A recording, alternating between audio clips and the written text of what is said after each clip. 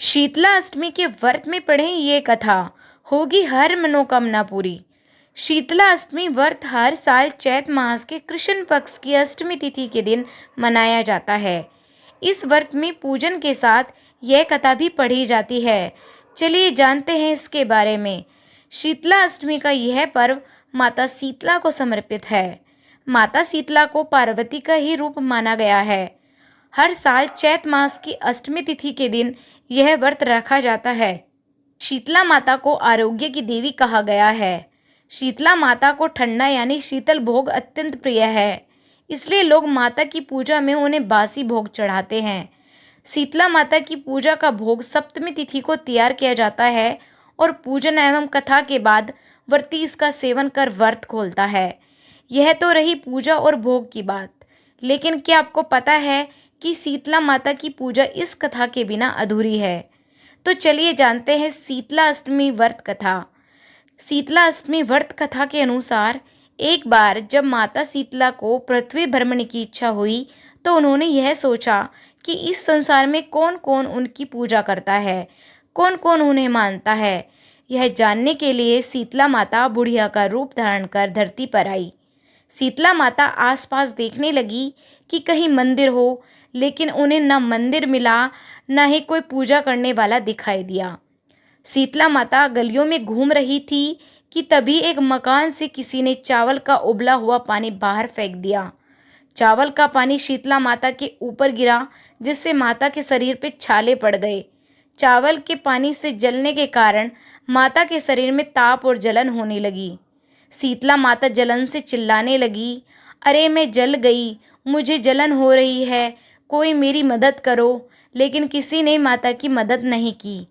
वहीं एक कुम्हारण महिला घर के बाहर बैठी थी।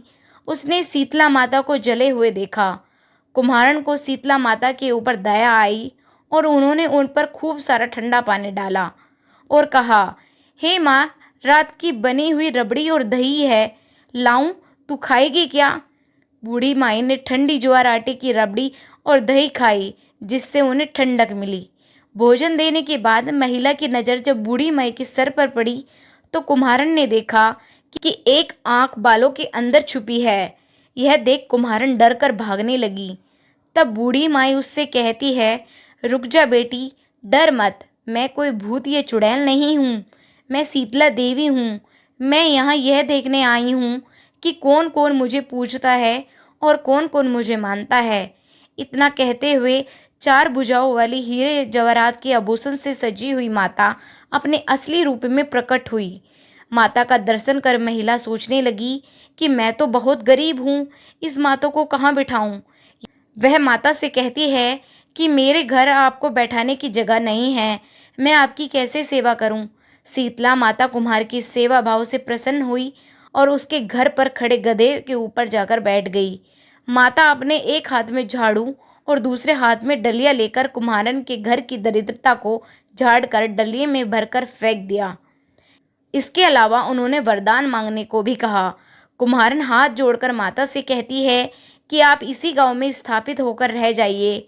इसके अलावा कुम्हारन ने माता से कहा कि होली के बाद पड़ने वाली अष्टमी के दिन जो भी आपकी पूजा कर आपको ठंडा जल, दही और बासी भोजन अर्पित करेगा, उसकी दरिद्रता दूर करो।